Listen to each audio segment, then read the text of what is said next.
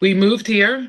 Took me 11 trainers. You guys should know, my late husband and I were into bodybuilding, promoted shows, owned 3 stores, very heavily into fitness. So when it came to finding a trainer for Jackson, that was very difficult because of my knowledge. So 11 trainers before I found Ty Coleman, and he worked with Jackson for a week or two and said, this kid's going places.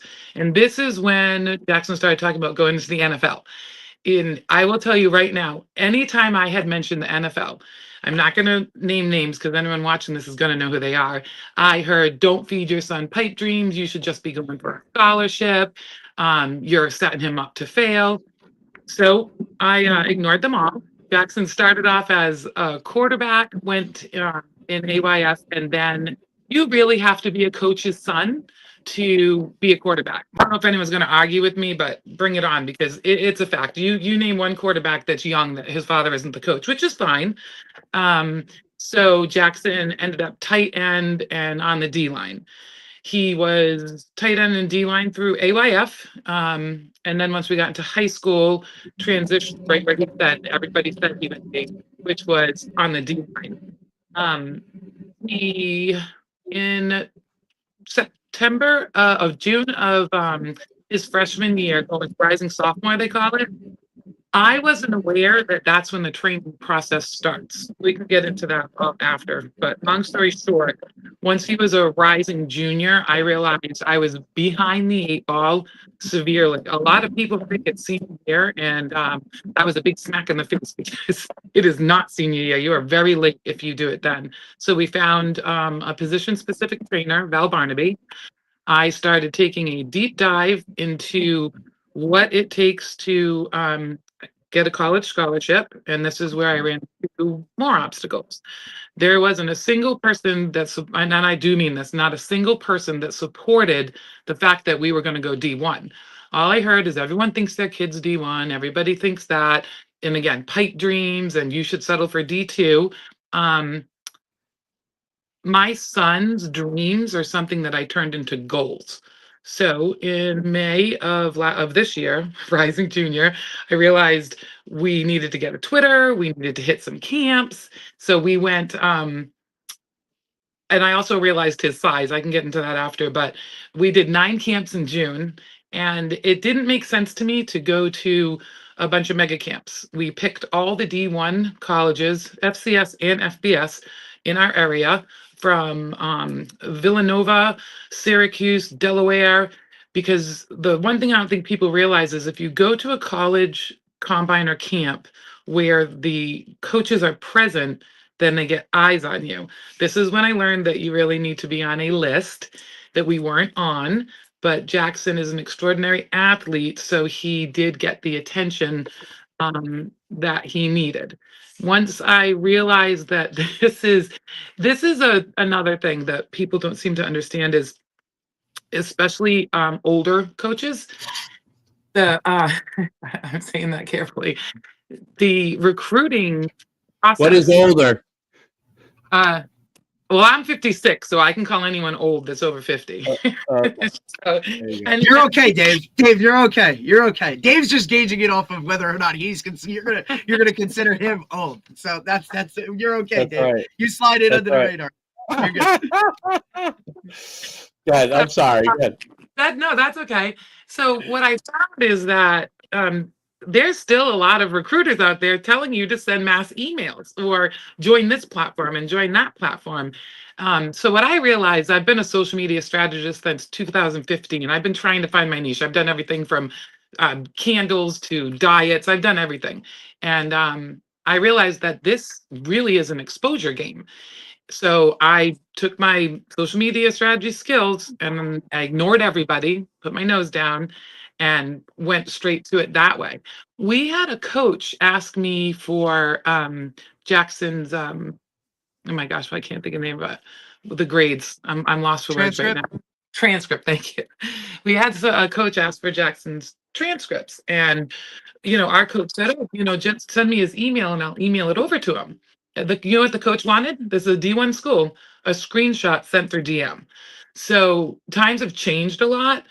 I took Jackson's Twitter. I did have to take a little course because it wasn't the social media I know. Twitter's a beast, and I feel bad for any parent that has zero knowledge when it comes to social media, because I've been doing this for 10 years and had to take a little mini course on Twitter. The algorithms are different. When you're posting about football, there's a certain way to do it. But I took Jackson from a brand new Twitter the middle of May to he is just shy of 400 followers, and every single one of them is football specific. They're either a coach, another player, high ranked players, because that's super important, or recruiters, because I've hired a couple of recruiters because I wanted to see the insides of it. So I thought that was worth my money. And here we are. Jackson has Power Five colleges looking at him right now.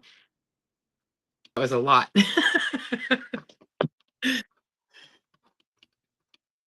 Oh, Dave, you're on mute. He's 2027, correct? He Is is. that what he is? 2027. Okay, so he's a junior, going to be a senior. So, so when you went on that journey, and you're still going on that journey, what were some of the things before I dive into my real questions? But what were some of the things that you really experienced that you thought were beneficial when he went to the colleges, and beneficial as far as what you did social recruiting standpoint, and what were some of the things that you thought, oh, this was kind of a waste of time, or I don't know if this helped me at all? What were some of those things? One of the things that I learned is, unless you're talking about national camps and national exposure, like the Navy Bowl Combine or the NXGN camps, if a camp is more than $100, you should look into it. Because it seems like when the camps get really expensive, there are way more kids and less exposure for everybody. So that was one thing I learned. When I went to the camps, Jackson, his speed's good for a big guy. When we started the camps, he was 265.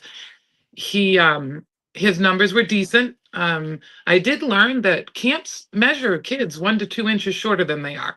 And I can say that with fact, because there was one mom, her son's O-line, 6'5", right? Which is a big deal if for anyone out there. If you are on the O-line, your measurables matter. And they measured him at 6'3". I had one camp get Jackson at 6 feet tall. So I did learn that you have to be very careful about how you stand and what you do, because the height matters. He had won every 1v1 at every camp. I think he lost 2 at one of the camps. Long story short, he won them all. So when they do the final round, he was never in it. So by this, the Jackson's a very well-mannered, respectful kid. So when it was like the 6th camp, and he was sick of it. He won every single one. And so he went up to the coach and he said, "What is the deal? Like, I just won all of it. The kids that you're watching didn't win, and I'm not going against them." And the coach was honest with him. He said, "You're not on the list." He said, "Kid, you'll be on the list next year, but if you're not on the list, you don't make it to the final rounds." So that's something really important that I learned, because we were getting frustrated. Was that college camps that was said to you, or was this individual camp owners? That was the FCS, and I had been hearing it. I had heard Which camp? What? but it was confirmed by that coach. Which It camp was an was it? I'm FCS. sorry? It was an Oh, FCS school. FCS camp. Got it. Okay. Yeah, a local FCS camp. Okay, got it. Yep. I don't want to give I know yourself in trouble. But the coach, I think the coach, he really liked Jackson. Right. We thought for sure he was going all the way. We thought for sure. And when he didn't, and I appreciated the coach being honest, because I did have other people tell me, high-ranked trainers that are in the recruiting industry, they said, "Listen, you got to get on the list." So now that we did all the camps, we are on the list this year. So this year we won't be going to any college camps unless we're invited, because we put our dues in that last year. And I do know that I'm behind the 8 ball, because had I started this freshman year, he would have went to camps 2 years in a row, Right. where they really would have known who he was. And when you're dealing with D1 college camps, I have to be honest to the parents out there. Um, have your son evaluated by 2 or 3 people and find out what level your son's at, because if you bring your kid to a D1 college and he is not D1 material, you just wasted your. They literally toss you into we got tossed into another pile because Jackson came in at 6 feet tall.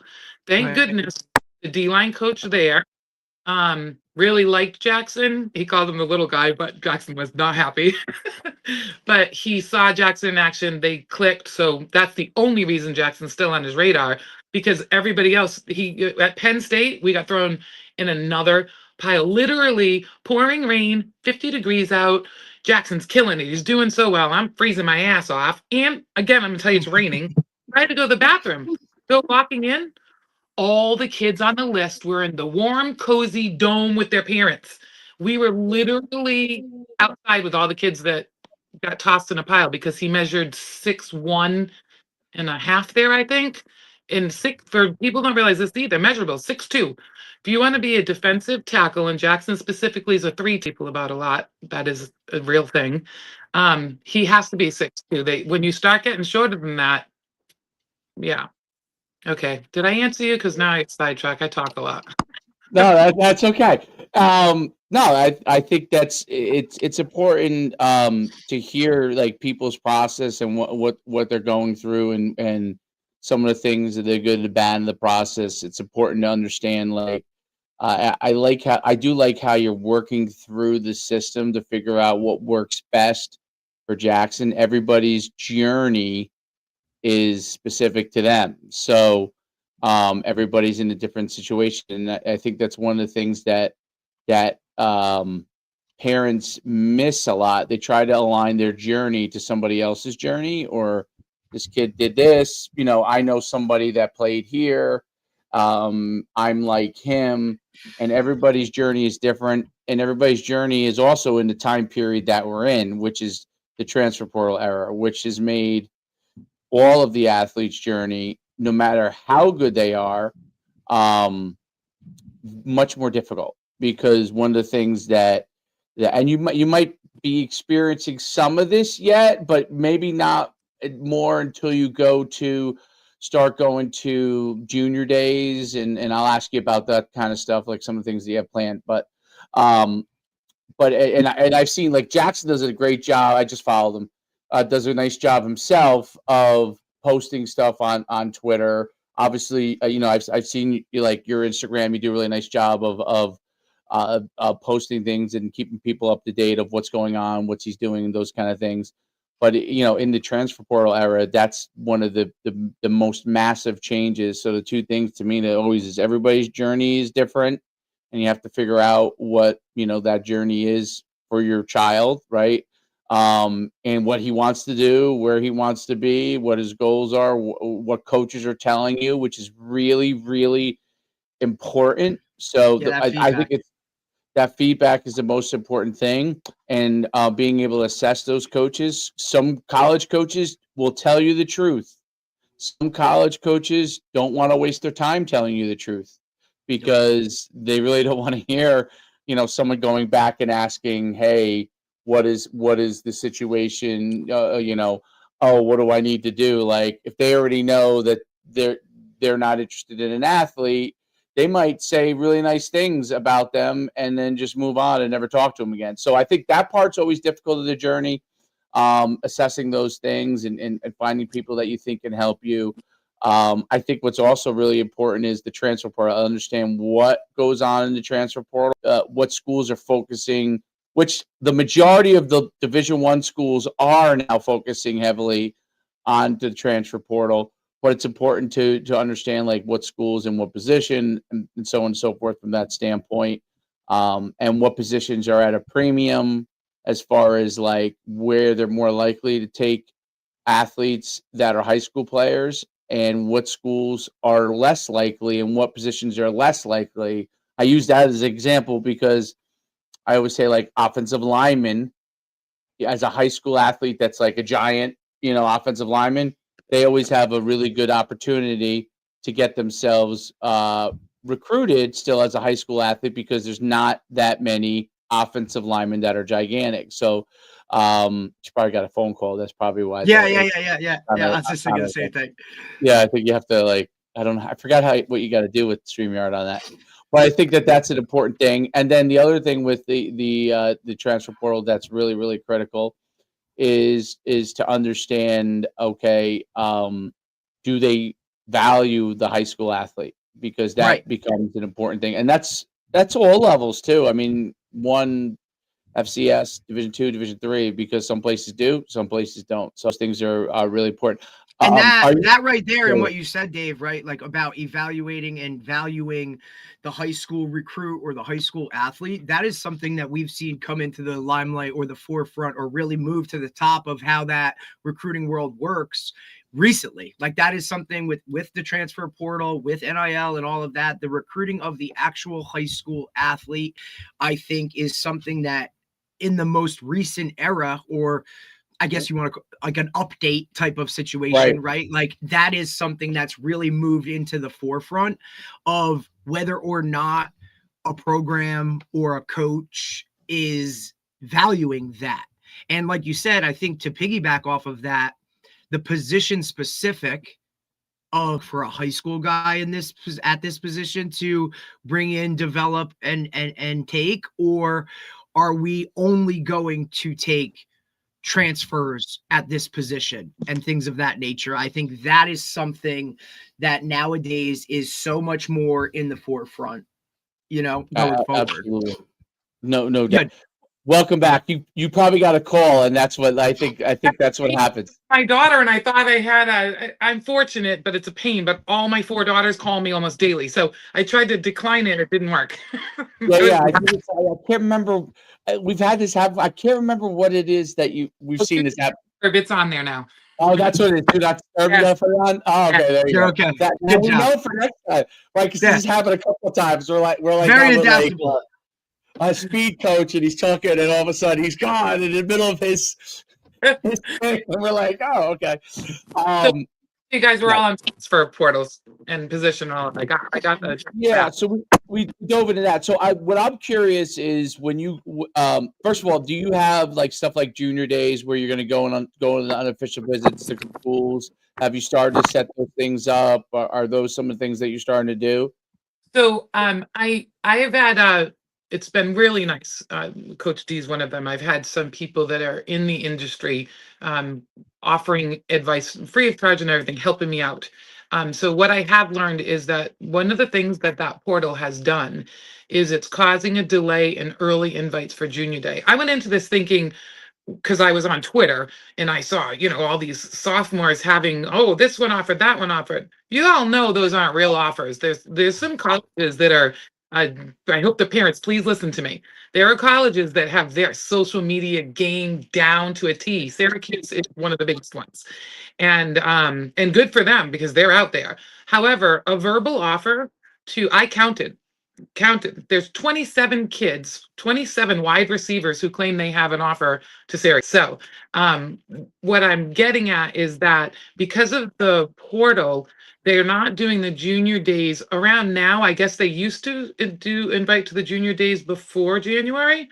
But what I was told, and by one of the coaches as well, is they start the invites to junior day when the portal closes. Because if they grab a kid from the portal, then they don't need the junior day anymore. And junior days, if you get the official invite to a junior day, they're paying. That costs the school money too. So we don't have any yet. And that would bring me to one of my other things that annoys me it really does annoy me. And I haven't busted through it yet, but the silence. I have one D1 coach who leaves his red receipts on.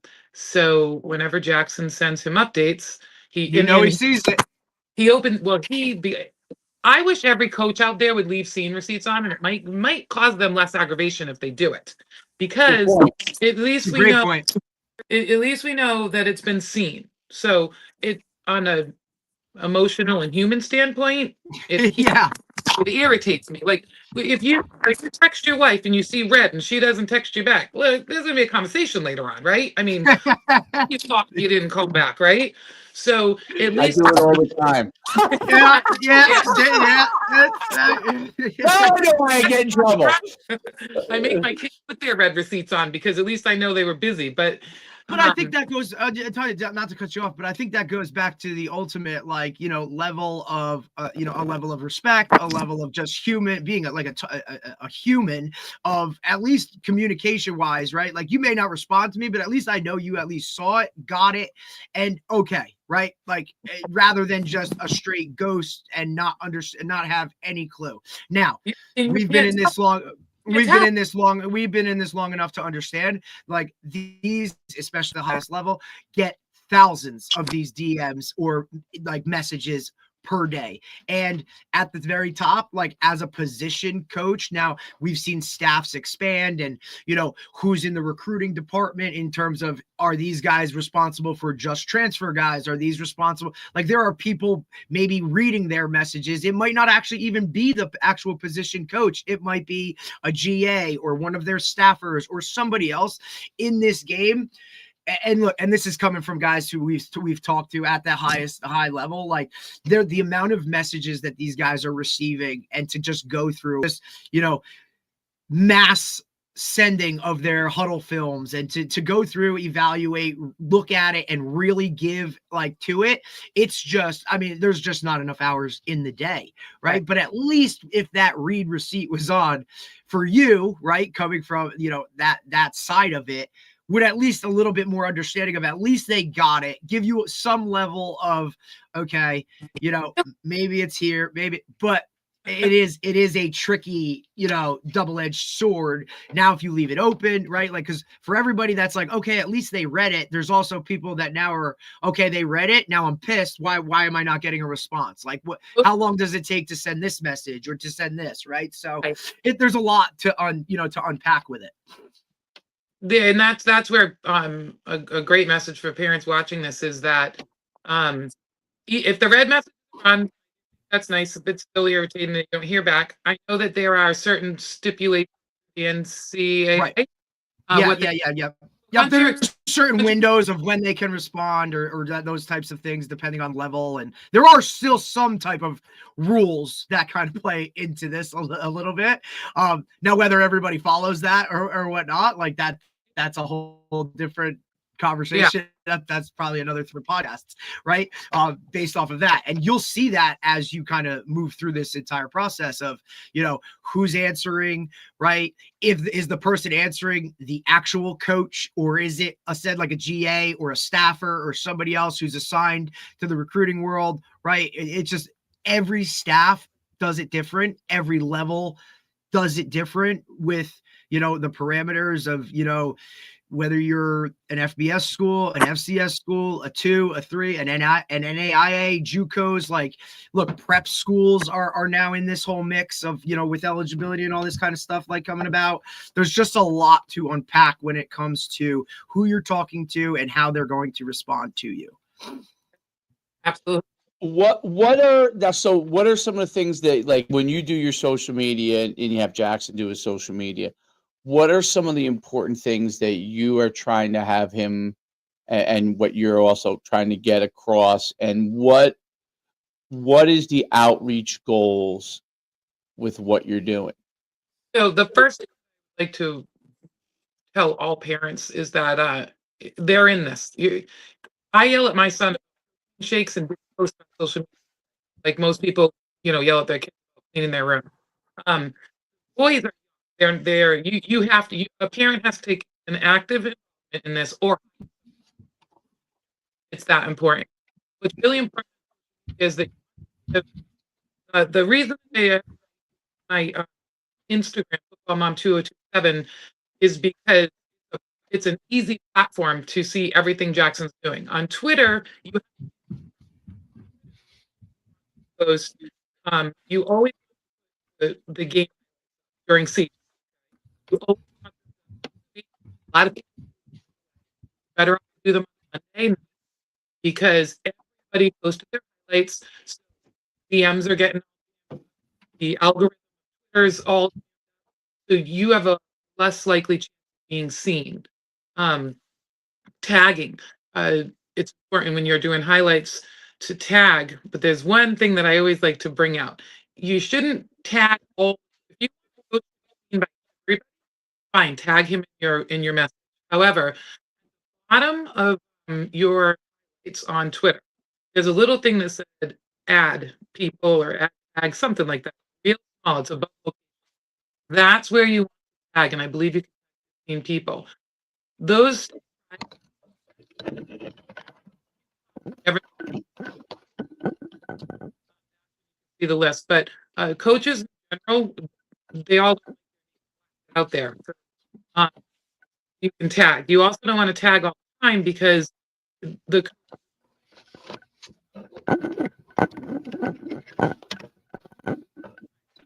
you should also be showing guns. You're cutting in and out a little bit, Tanya, when you're talking for some reason. I don't know. She's cutting in and out, right? You hear her cutting in and out there, Derek, a little bit? Yeah, Or? a little bit. Oh, now I can't hear it all. I can't. No, you're good now. No, I didn't move. Like cutting in and out. Let me see. See if I can. How's that? Is that better? Can you hear me now? Yes. Yeah, that's good. Good. Good. Works better. No, it doesn't. Well, at home, your Wi-Fi is better. Are you people when you're at home? It's better with your Wi-Fi. When you should see when we got to link up to somebody at their school Wi-Fi. That's a fun one. That's a fun firewall to get through. Computer is set up. So did that whole thing get broken up? Yes. If you want to start again. Sure. You guys right till I got to Twitter post highlights? Yes, we were talking about the reach with the algorithms on Twitter and stuff. So there's three things that you want to show about your player.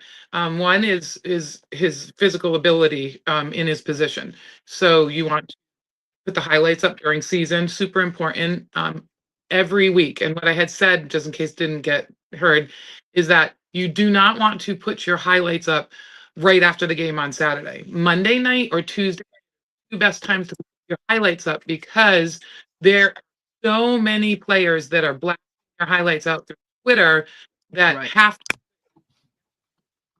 so, they do the week. This is on Sundays. Did you guys break up there too? I'm just going to go. So when you tag a coach, like do 15 list of all the tags and stuff. It's best if you look underneath your highlight above where it says location, there's a little add or tag or something. Keeps the when you start doing tagging, a lot to go through. Am I breaking up? Yeah, a little bit here and there. Yeah. Okay. Don't know why.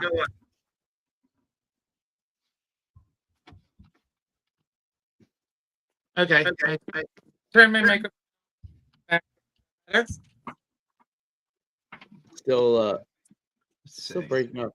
Maybe try and go back out and go back in. Yeah, let me see. Let me see if we can just do this real quick. Oh, try that. Yeah, let's take her out and then put her back in. Let's see if that might be. I'm gonna work. All right, let's see now. Is that good? It's weird the way it just died. Yeah, there you go. Okay. Can you hear us? You don't want to fill up.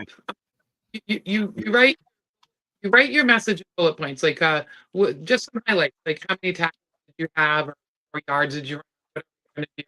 Keep that short. Put the tag. You want to keep coaches.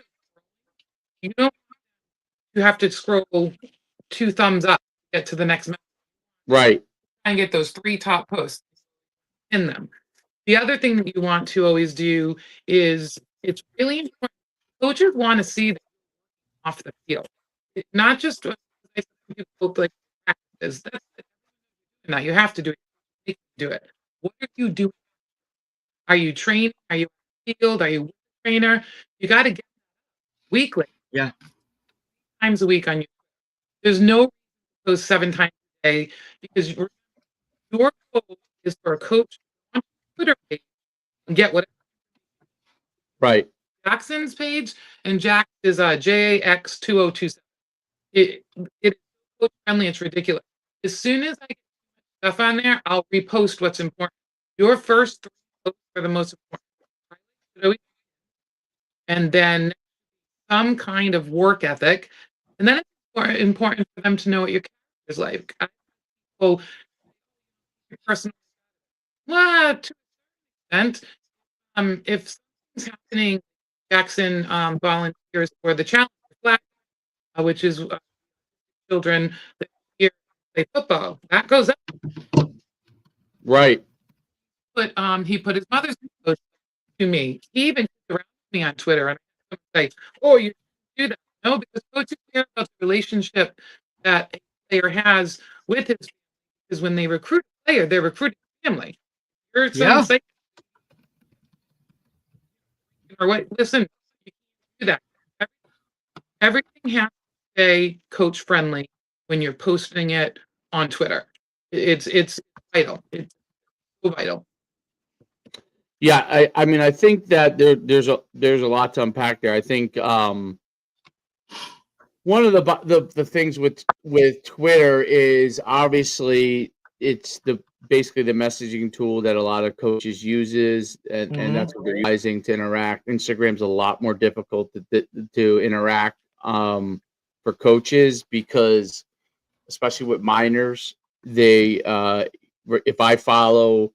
If I have to that person has to follow me for me to be able to message them. I have to be able to follow them. They have to basically accept it with minors in order for that to happen. So allow me to message them. Sometimes people don't know to turn their messaging on, those kind of things. And what basically has happened there are coaches that use it, but they more use it to look than to interact, right? Yeah. It's more of a looking anything else. But Twitter is really the tool from that standpoint. It's also used as a gigantic filtering tool for them now because it became an avenue for them. At first, it became an avenue for athletes who we're going back some time, but like 10 years ago, it was really the athletes that were on there and utilizing it for their messaging really had a huge advantage. Huge because of huddle links and all that stuff became big. And it was a huge advantage because most athletes were on it but didn't know what to do. Now there's a lot more information as to what to do. Like you should have your name in your file. That's like number one. Make it as easy as possible to you know what I mean? Like you don't need the DJ Cat, you know. It should just be your first name, your last name, and if it's a common name, first name, last name, graduating class. If that still is taken up, then it's first name, last name, your number maybe, or your position. Okay, those kind of things make a difference in the identification. Because as someone who does this, okay, I type in the name of a kid, all right, and I type in the name, and if they don't come up, I don't even look at it. I don't waste any more time going on it. I'm like, I can't find them. I'm not doing it. Because it takes that much longer. You don't have that time. You have to go through a lot of athletes to figure out the ones you want. And that's what made that's what made the transfer portal so valuable for college coaches. So if you think about it from a database standpoint, there are databases of athletes all over the place. This recruiting service has one. This, but this guy rates them. That they don't value that. What makes it they value the database if it's filterable. That's where the value is, right? So, I don't know. Red zone, right? They write an article on kids. They write an article on people. That's great, but if it's not, if they have to then go behind a paywall to do it, they're not looking at it. So they're making money on the front side of it, but if they have to go behind a paywall to read an article, they're not going to read an article. So like for out with the red and the other ones too, just I want parents to be warned. Some paid platforms are If a paid platform is very good if like you're paying for something, if it's free and open and easily searchable for yes. the college coaches. So they think, some of these services think that the best way to do it is to charge on the front end and then charge coaches on the back end. That only works if you have a truly efficient matching engine, which there isn't really one right now. Okay, so Yes. NCSA has tried to do it. It became like more of a D3 thing because college coach, there was too much information being passed and forth, back and forth. As AI improves, that will become a thing. So it may not be for Jackson era, but it may be 2 years down the road. It's coming. Like I built something myself that I would say is like 70% good, but it's not where I want it yet. So but that's coming. Like I could see, like I'm like, okay, that's correct, that's not correct. So So yeah, I'm sorry. there's what, can you still hear me? I got feedback again. There's a scam. People after this is I get very irritated. I always protected bullies when I was younger. If a platform's telling you that you can fill in their template and it's going to go out, like I know for a fact that there are 2 platforms that the coaches have it set to spam. Every email that the parents think they're sending out to a coach, if somebody is hire a platform, like you're saying that you have one going 70% where you want it. The the coaches, the business partners, whoever created the platform, does not have direct contact to your messages that they claim, because this is why parents join. They think that they're Right. going to template and send it out to coaches, and that's how you end up seeing these people. It does. I'm not going to tell you that it doesn't. It absolutely does. But like in my situation, I've been supporting Jackson on one income, and there were 5 of them in the house at one time. Right. Money is precious. I don't have $25 to waste. So I'm glad that you brought that up. Like, Very love them because they've done great promotion. But Jackson also, the gentleman, the writer, and the evaluator, Jackson stays in touch with him like he would a coach, always letting him know what he's doing. But then you get to now go read the article. Well, you can't. Why Right. not? You're not a paid member of that. Correct. So that And that's a conversation, China, that we've had numerous times. We were literally just talking about it yesterday. The monetary aspect that has to go into just getting your, child the opportunities, right, to possibly get something that, I mean, you're investing possibly a year's tuition of a college already, just hoping that they get to this point. Now, we were referencing like, the travel leagues and all this other kind of stuff. Like there is a monetary like gate that needs to be, put forth in order to do this. So one of the things I tell parents this all the time, because I don't know if you know my background, but like basically invented the original combine space, for the good and the bad of that. I always say sometimes the good and the bad of it. But like back in 2005, I started running showcases around the country. At one point, we were running 100 around the country. We were doing 20,000 athletes a year.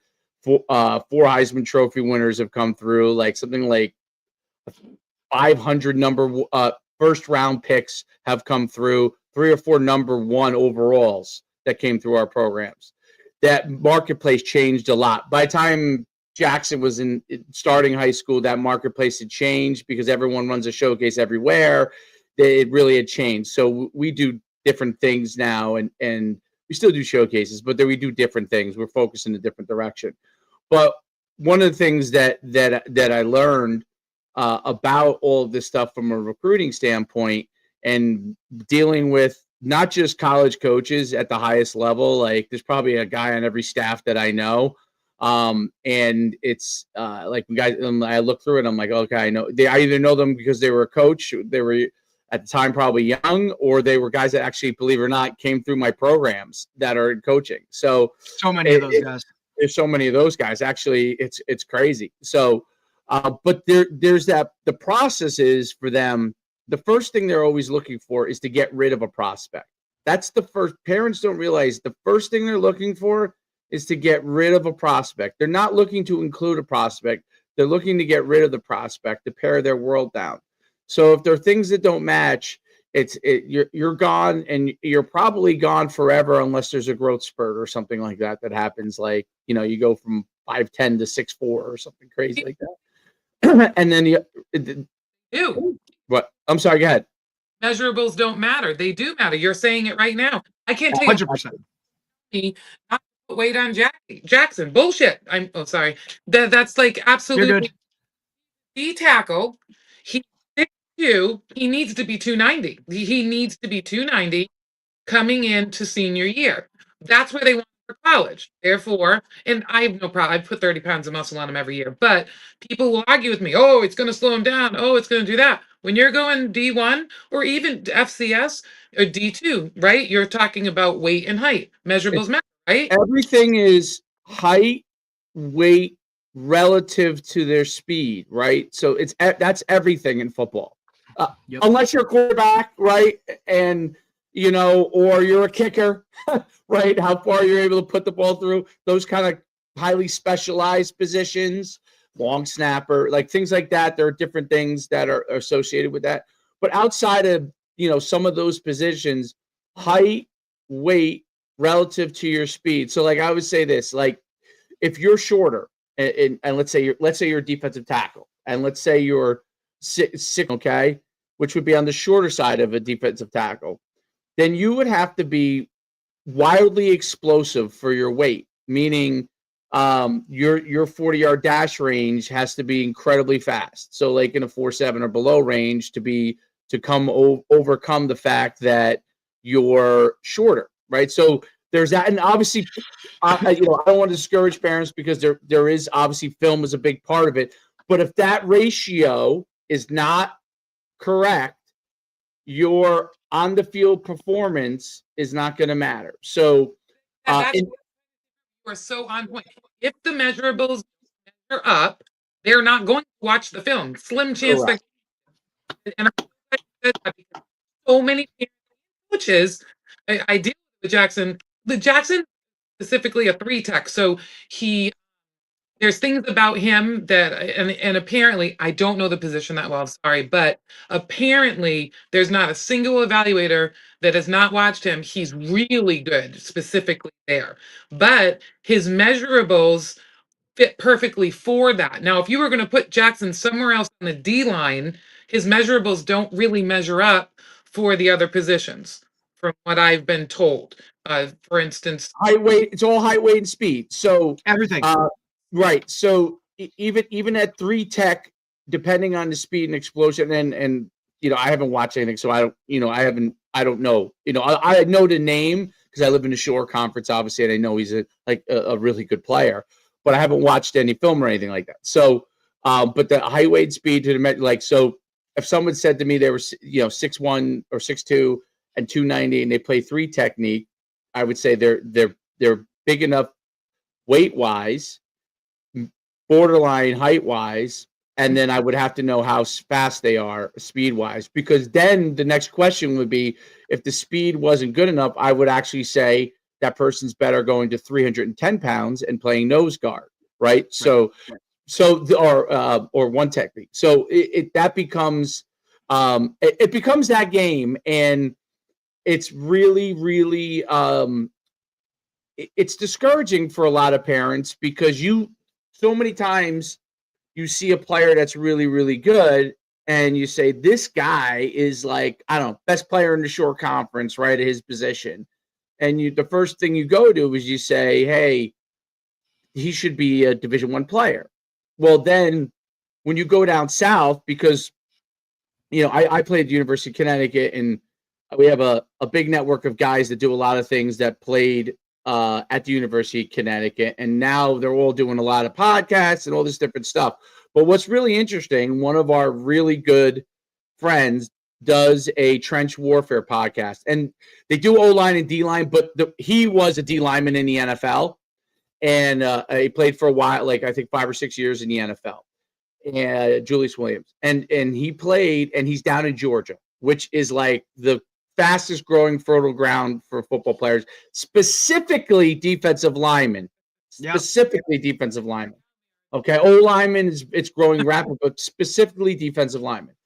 And what's interesting, and he goes on, if you ever pull up, I put a few of the episodes on my show, but one of the guys that I do a podcast with does a podcast with him. They're both UConn guys. One was an O-line, the guy was an O-lineman. He does the podcast with Julius, the D lineman. And they have a committee of guys, literally each week that come on and they break down film on players. A lot of them are players from their own like training group. And then a lot of times it's players that people that reached out that they do a lot of like virtual D-line training, like they send them programs and stuff. So they bring those players on and they show video and all this kind of stuff.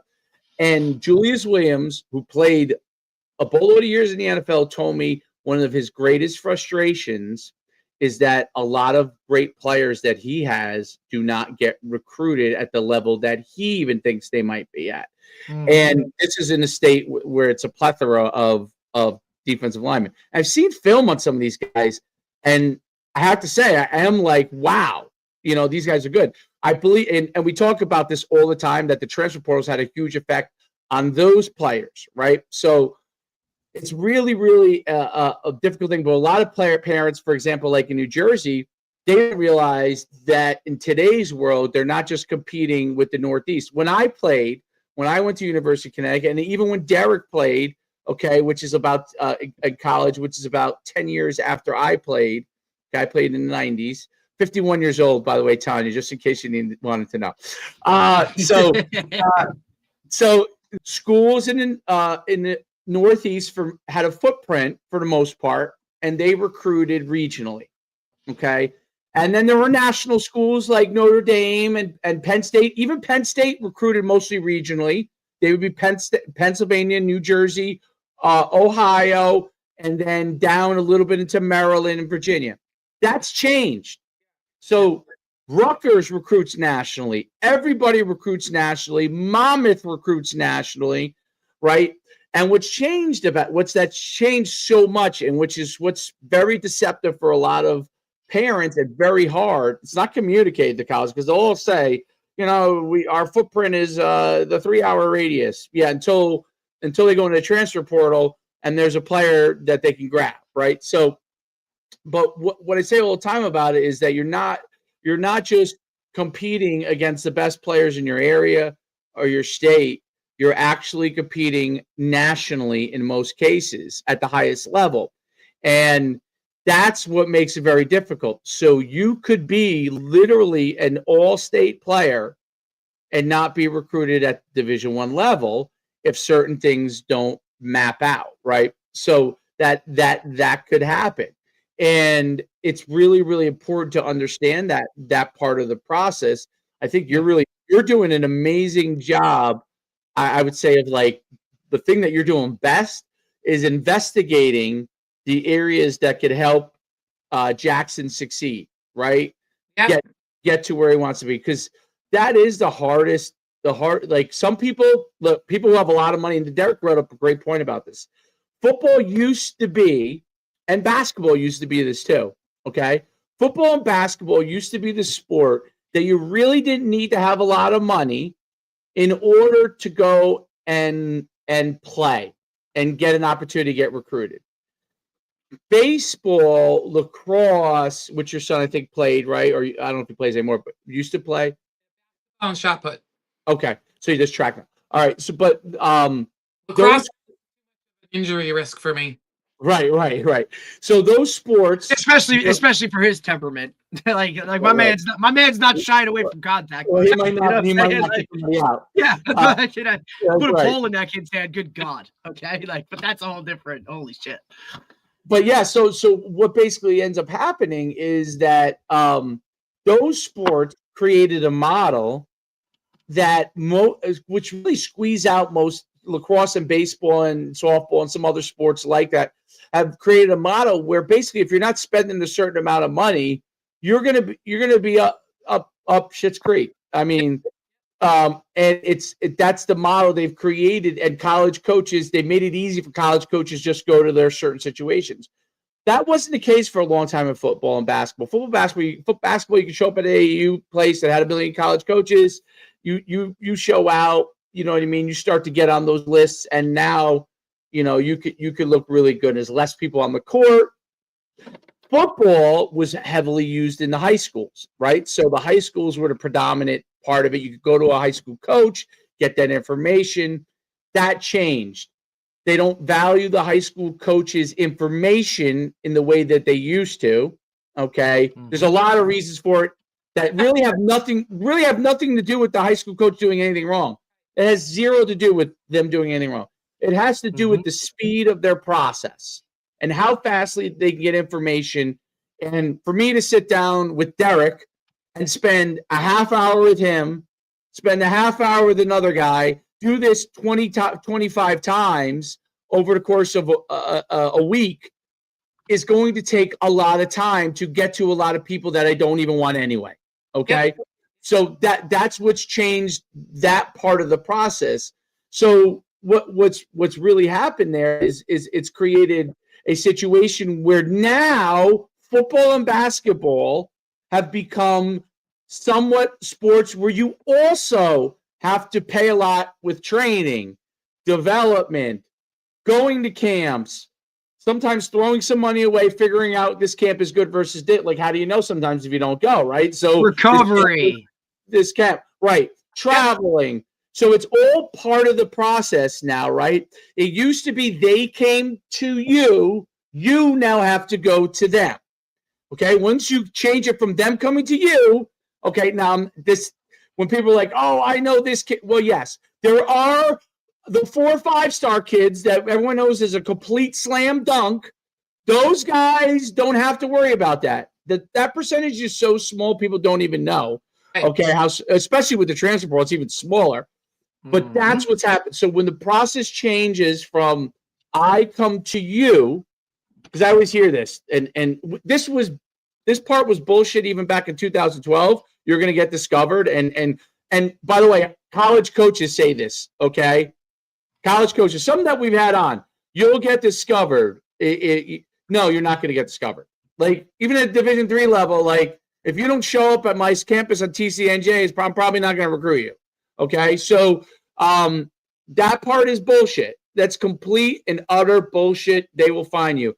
That's like going into the woods and trying to find, okay, the tennis ball that you threw 10 years ago into the woods. That's what it's like. I threw a ball into the woods 10 years ago, and there's been debris and brush and everything, and now I'm going to find that tennis ball, okay? So you have to once you go to them, like you talked about, you start to get on the list. When you discover that, oh my God, we were behind the 8 ball. I got to go to these. I got to go to them. I started going to them. Sometimes you wasted money, probably. Okay. Sometimes you didn't, right? But that's part of the Yeah. Wow, it was awful. But anyway, sorry.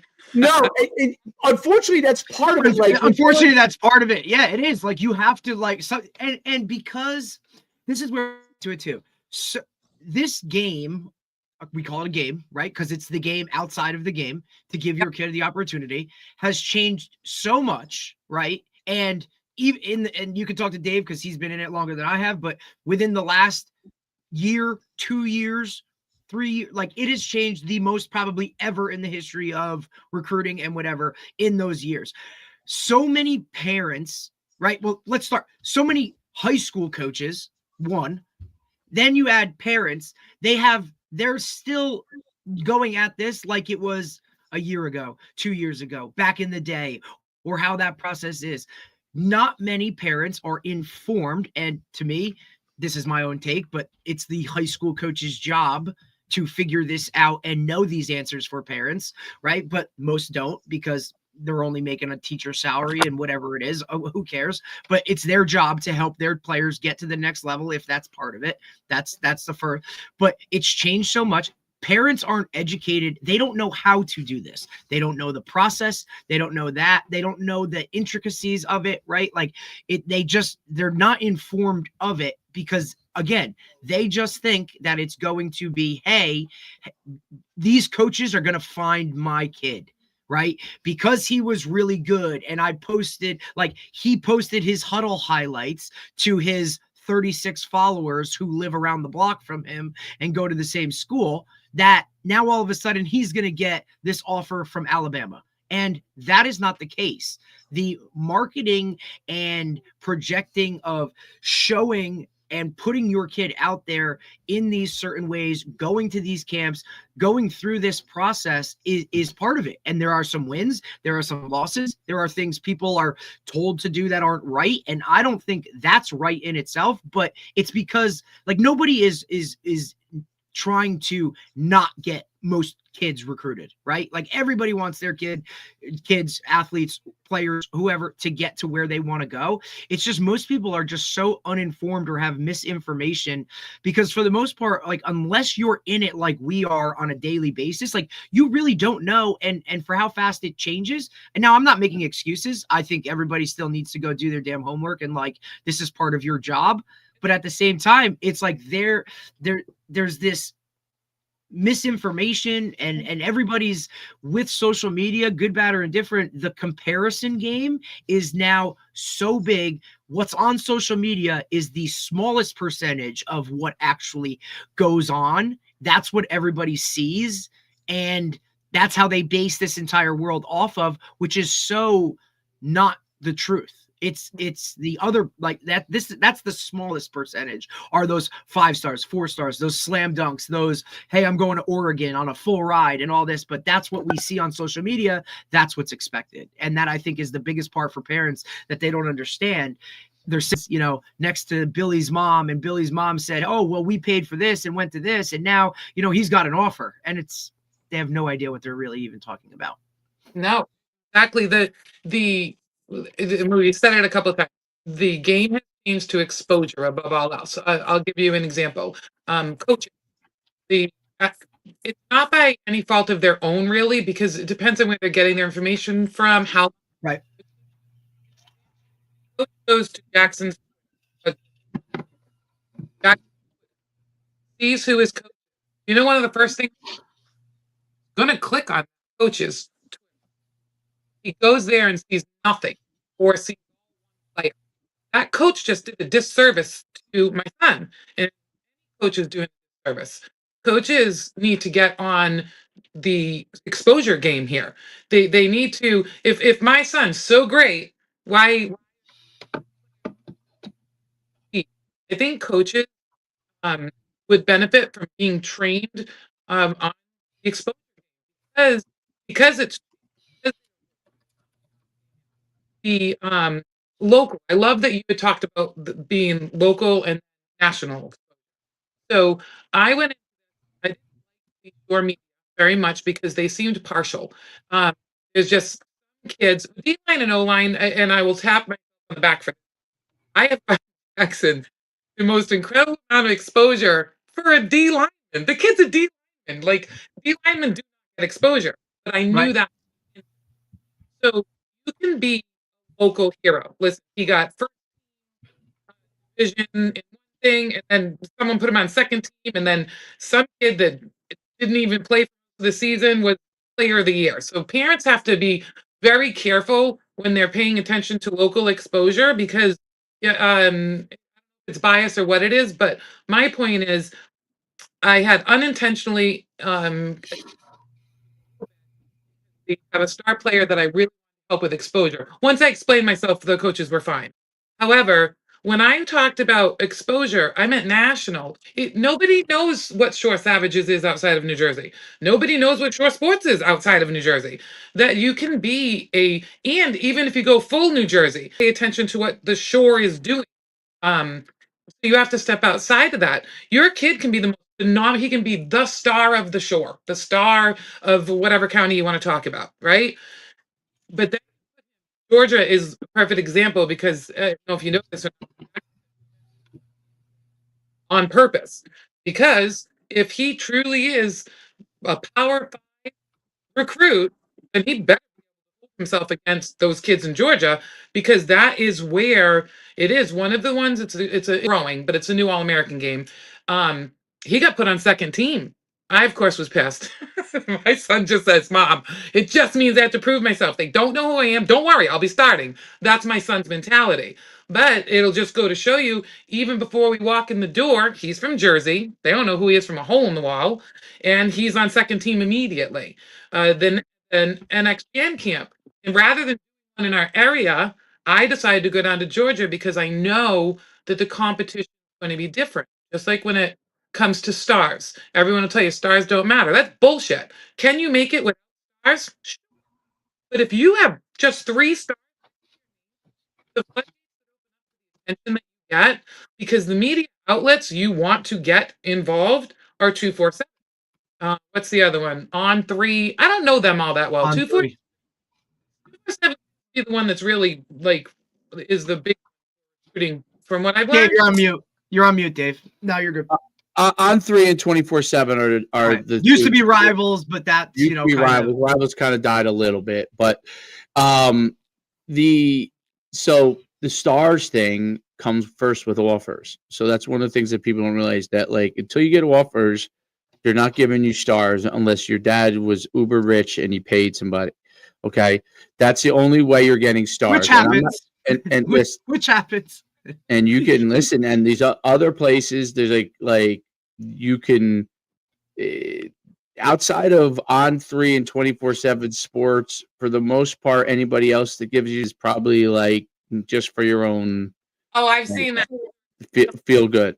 Okay, Stars next to a kid's name, and I'm thinking he didn't do like any. And then I look, yeah, there's a recruiting company that, and it'll say the There are a lot- company next to it.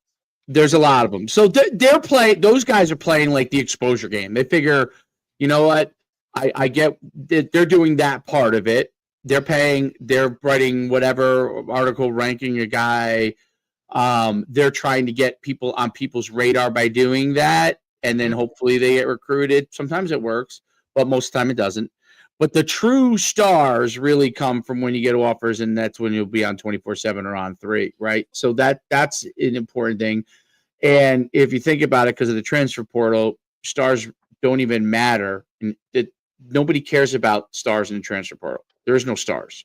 So Right. it doesn't matter what Because for the stars. most part, those slam dunks or star guys aren't the ones in the transfer portal, Yeah, right? but the Or- three division, there's 3 Division 3 players, one from TCNJ, by the way, that are gonna, when they hit the transfer portal, are gonna have opportunities pretty much wherever they want. Okay, and they're Division 3 players that have probably never gotten a star ever from anyone, but they are gonna hit the transfer portal as soon as that opens up, and those 3 players will have their pick of where they're gonna go, and they're Division 3. Okay, they're one's a bullet, like ex-track kid.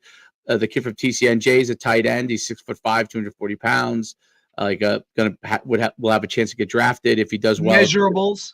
Measurables. There was one other guy, I can't remember. It might have been a receiver also. So those are like the 3 top players in Division 3. Not top players meaning like I don't know if they were the best players in Division, but the Right, 3 they guys, might not have the best stats or any of that type I of doubt stuff. they do.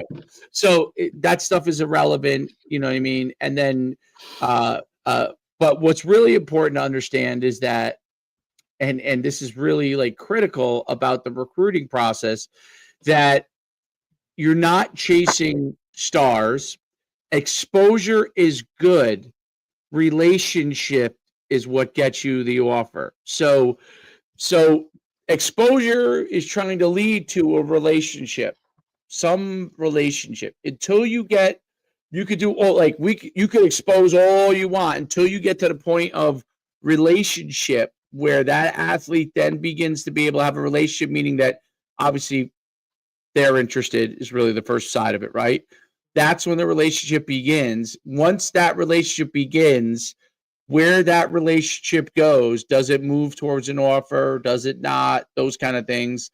Do they like you? Do they not like you? Do they think you're a good enough player? Are you on their board? How far on the board are you? And so those things become, once that relationship starts to happen, because you can expose to thousands, you could build relationships with hundreds, but you're only going to end up with a few that you have true opportunities at from a relation. So the relationship then forms into an opportunity. So it's a funnel.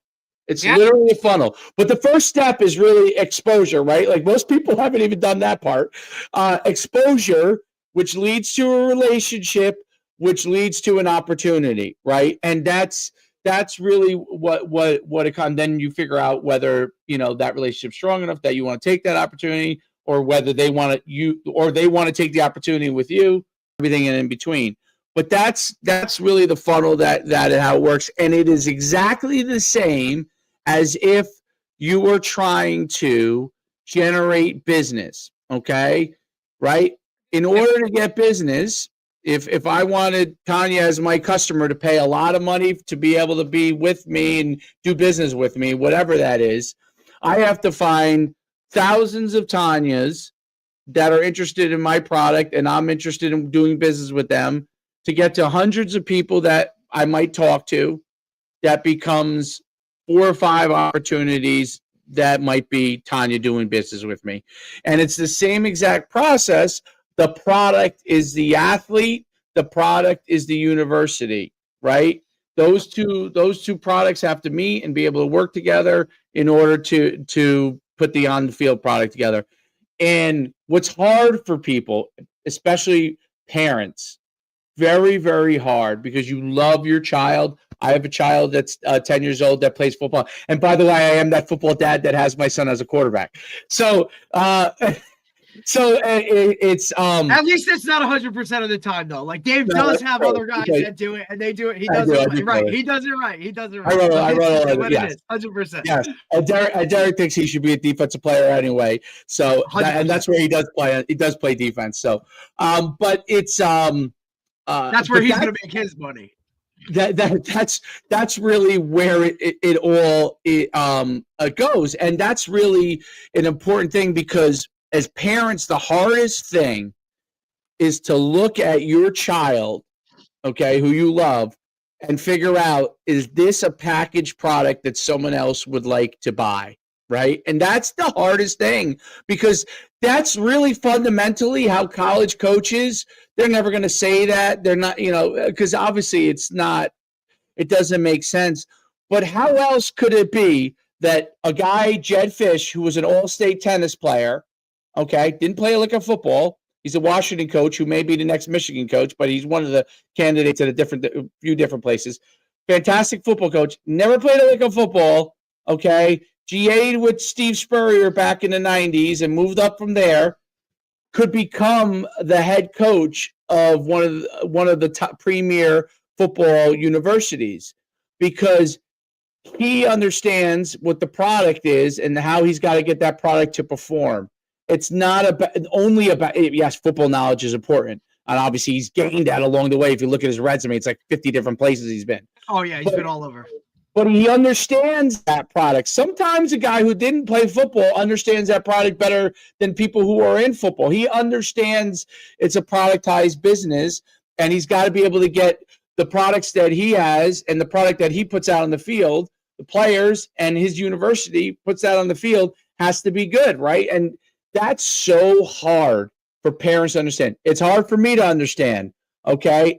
That's not it's always been that way to an extent, but it's never been more out is now. And the greatest thing is this podcast with Busting with the Boys, where they brought in Ed Orgeron. He'll say anything, okay?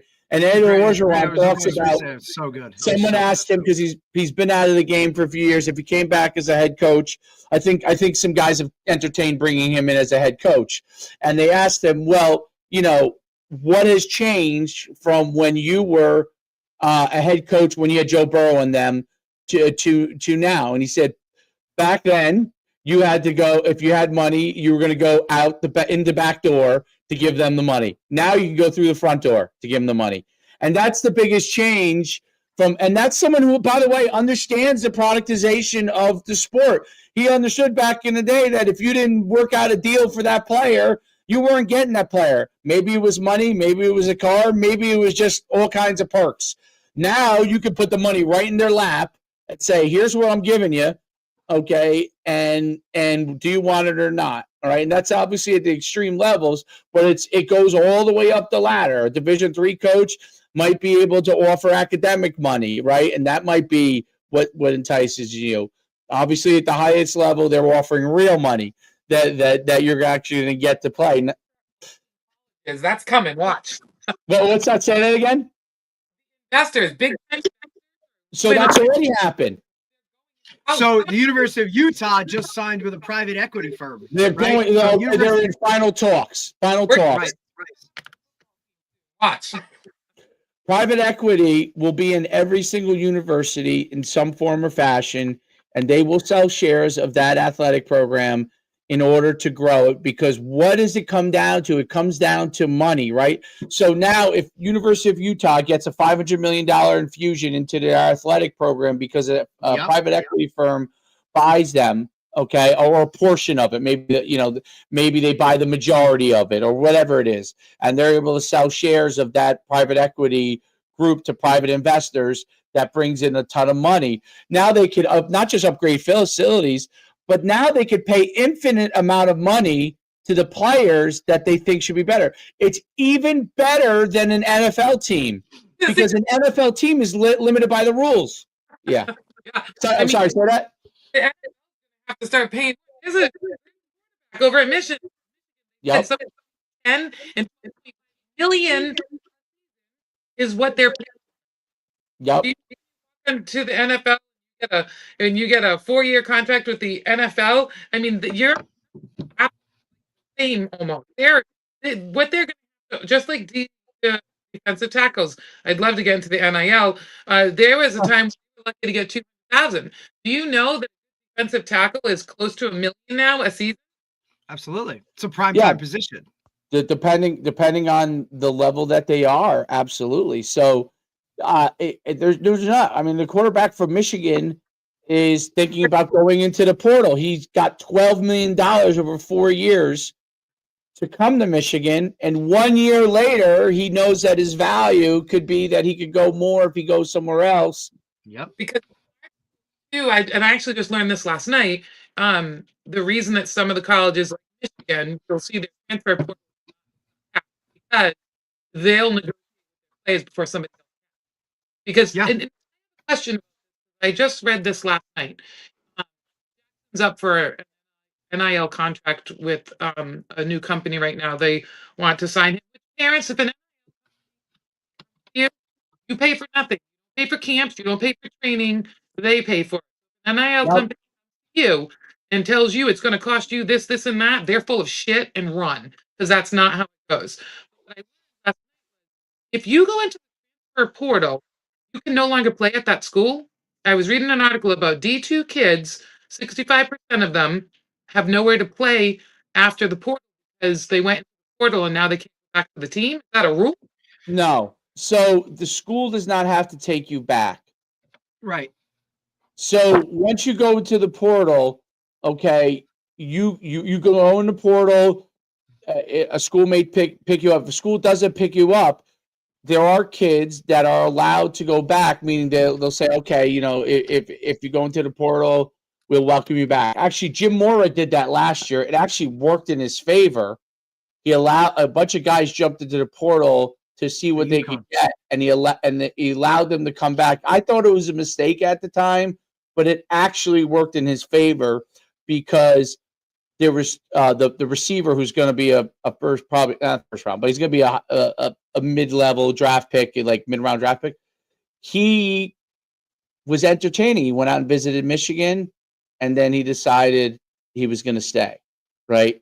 So a player sometimes, now the risk obviously is that player may go, but it worked in his favor. It worked in his favor, and they're, depending on your situation, it could work against you, it could work for you, but they did not have to take him back. He did not have to say, yes. He could have said when he went in the portal, you didn't get what you like, sorry, that's it. So there's a bunch of players that are in the portal, they're stuck in purgatory, and And usually because they expect, a lot of times when they're stuck in purgatory, it's because they didn't play. They went into the portal and and they want to either stay at the level they're at. Usually it's a lateral move, and now nobody wants them and they don't want to go a level lower. That's usually why they're stuck in purgatory. If you go into the portal and you're Division 3 and nobody wants you, you're screwed. But Right. There's nowhere else to go. There's nowhere else to go. I mean, I don't know. You can't go back to high school, so there's nowhere else to go. But if you're at Division 2 or above, that's usually what happens. That they think if they didn't play, this coach screwed me. Whatever. I'm going to the portal. Someone doesn't pick them up, but they don't want to go a level lower. The guys who are willing to humble themselves, go a level lower, probably do get picked up. Okay. Yeah. And so, like, we had a player that was from RBR that walked on at East Carolina, first wanted to go to a Division I school. When he went into the portal, that did not happen. He humbled himself. He went to Division III school, having right away, and has done a great job at Union College. Okay, which is actually a playoff team, by the way, right? Like, and the team was, it's like a win. It's a winning team. I think that too. Not to get off on a whole nother tangent, is you need to find the right fit. Go to a school or look at schools where those coaches want you. Stop trying to force, round peg in a square hole. Like, what are we talking about here? Like, guys, I think that's some of the big, everybody gets so caught up in level, FBS, FCS, 2, 3, with the way the transfer portal is now. Like, and we've talked to these types of coaches. If you feel like you've gotten screwed in the high school recruiting process, go to a smaller school, dominate that level of competition, and transfer out, or go somewhere bigger after your year. Or maybe you like it and you want to stay. Okay. And that's when we've talked to these, say Division III coaches.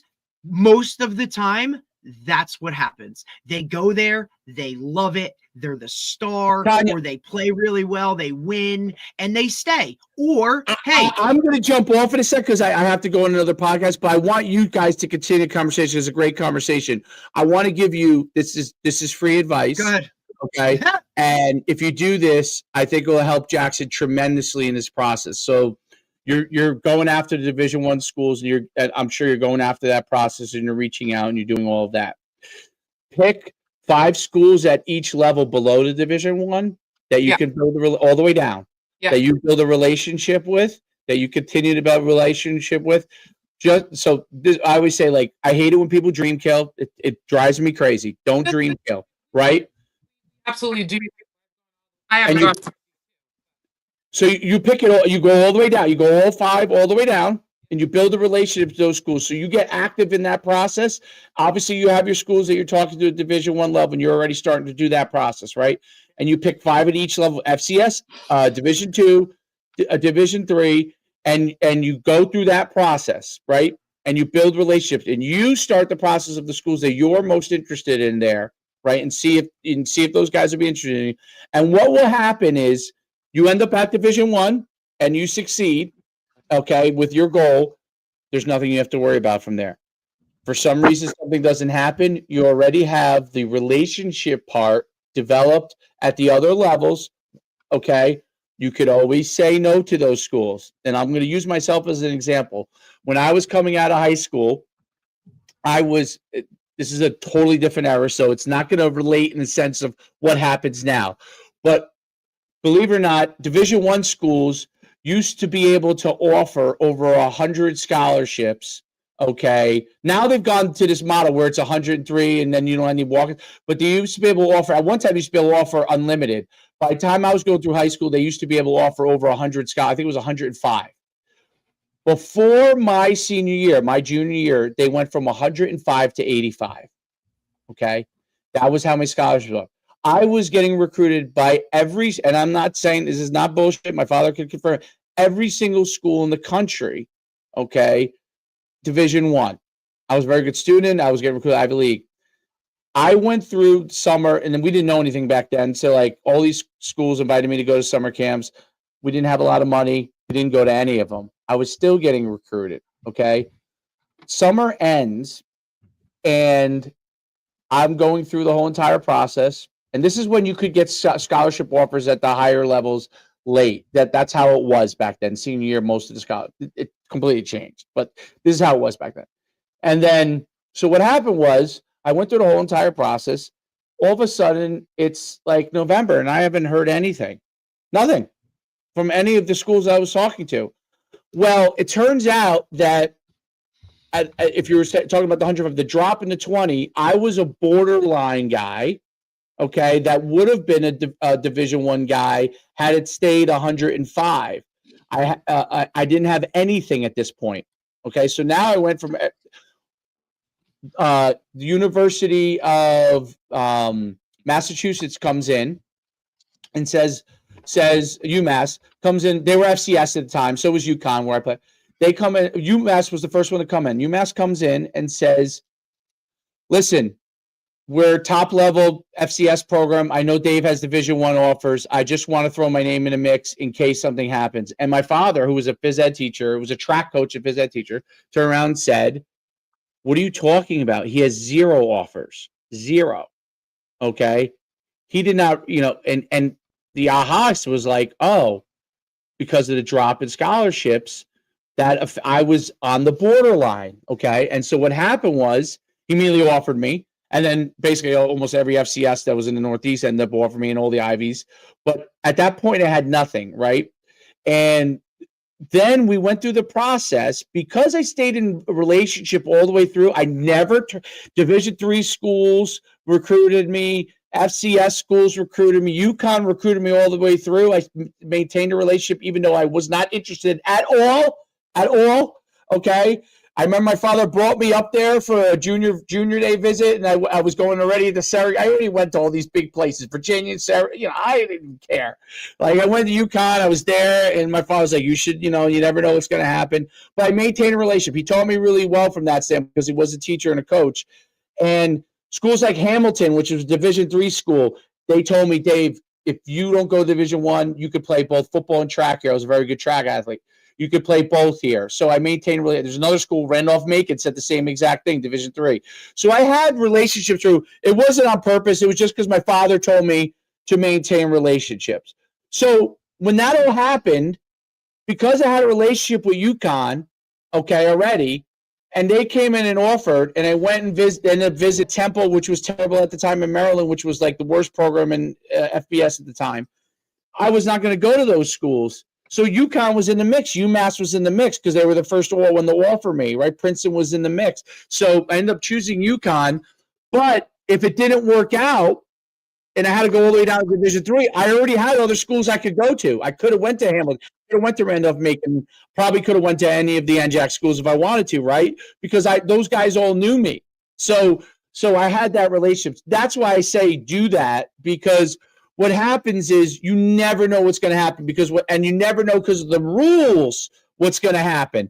Right now, the transfer portal is in vogue. Who knows if they change something next year? Who knows? You don't know what they're going to do. So you build those relationships all the way through. That way you always have an opportunity, right? I didn't know they were going to change the rule from 105 to 85. I didn't even know there was a rule, honestly, when it came out. It wasn't until the coaches started telling me when I didn't know what was going on. I had no offers, and all of a sudden these FCS schools came in, offered me, realized I had no offers, and boom, like one guy told another guy, and they were all there. I mean, literally the next day, it was like I went from having very few people visiting me to every day I had someone visiting me. I mean, like multiple schools. Division II schools are throwing themselves in the mix. I remember one of the best pitch guys was Westchester. That dude pitched me. I mean, I was like, man, if this was a higher level, I would go. This guy was, I don't even remember who it was. He was unbelievable. Okay. And that's one of the things about the recruiting process that a lot of families forget about, is that it ends up, you want to get to the point where you have relationships, because once you have relationships, then you'll have opportunities. And if some reason it didn't work out at UConn, it ended up working out, but let's say it didn't work out at UConn in today's modern era, I had a lot of schools that I had relationships with that I could have called up and said, hey, you know what, I'm jumping in the transfer portal. And there were probably a lot of them that would have taken me, because I had a college coach, and this happens now all the time, but my coach got fired when I was at the end of my redshirt freshman year, and I was the starting fullback as a redshirt freshman. There's no doubt I thought I was going to the NFL. I'm like, I'm going to be a 4-year starter. New coach came in, Skip Holtz, Lou Holtz's son. He hated me as fullback. Hated me. I moved over to linebacker. I ended up starting at linebacker. Ended up having a great career. You know what? In today's modern era, Skip Holtz would have came in. I probably would have boogied on out, you know what I mean, to another school, but I would have had opportunities. Now, I stayed. It worked out really great for me. You know, everybody's different, and you got to do your own situation. But that's my biggest piece of advice. If you could go and make sure you have all the ducks in a row, you continue to reach for the schools that you want to reach for. You develop relationships with the other schools as a JIC, just in case. They know that's going to happen. All these coaches know lots of kids fall through the cracks, and that way you have it no matter what happens. You go to a Division I school, nobody's going to be upset with you. They all understand that process. If you blow one of them off that you think you could have a relationship, now that changes the game. Something happens and you try to go back to them, they're going to tell you to, go fly a kite. You know what I mean? So I think that's an important thing. And I do have to boogie, but I want you guys to continue because it's a great conversation. Tanya, I can't thank you enough for coming on, because parents need to hear your journey, because you have a football player that's a very, very good football player that has done unbelievably well on a great team, like a team that, your team was unbelievable this year, right? So, yes, absolutely. They need to hear that journey. So I will let you go and continue, and then I got to jump off. Derek, great guest. Tanya, it's awesome having you on. I'll see you guys. If you ever need anything from me, you can reach out to me. I followed your son on Twitter. Okay, great. Thank you. All right. Have a great day. Let me jump off here, and you guys. So when he talked about building relationships, the greatest example is that we went to our first and only camp. The D3 coach, he was coaching. I think he was maybe specific coach, D3. He's the one who invited Jackson to the camp and stayed in touch with him through Twitter. We go to the camp. That's when the camp Jackson got tossed to the side on. He came and talked to us after. We were honest. We felt like we weren't even seen. He's like, no, but stayed in touch. He's now a coach at Lehigh. Well, that's the thing too. And I think that, Dave talks about relationships. Look, it's the same thing in comparison for high school parents or whatever. It's the same thing as if it's a public school to go to a private school, right? Like, a lot of coaches want to, and I don't know if this is the same way, just for me personally, I never played that game. Now, whether it's because I've coached in a private school setting and a public school and going back and forth, right? Look, I never fault a kid or a parent for wanting to better their kid's situation, right? Be making this decision off of misinformation, off of something. Look, there are 1,000 things that go into this decision, but I never fault parents for that. Look, it's your kid.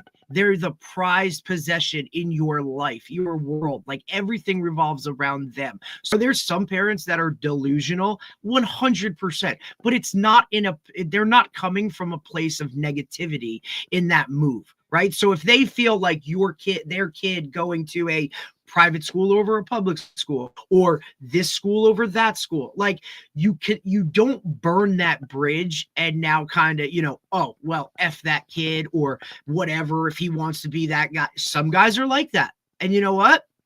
I don't know. If you can put your head on your pillow at night, looking negatively or speaking negatively upon a 16-year-old kid, then dude, okay, that's your world. That's how you want to live. All right. That's not me. Look, hey, buddy, good luck.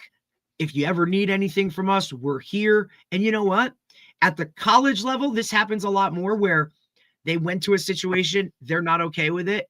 Well, guess who the first coach they're going to contact when they're looking for something else, or they're in that portal, is going to be? It's going to be the guy that was, receptive and communicated and was okay with, hey man, I get it. You want to go there.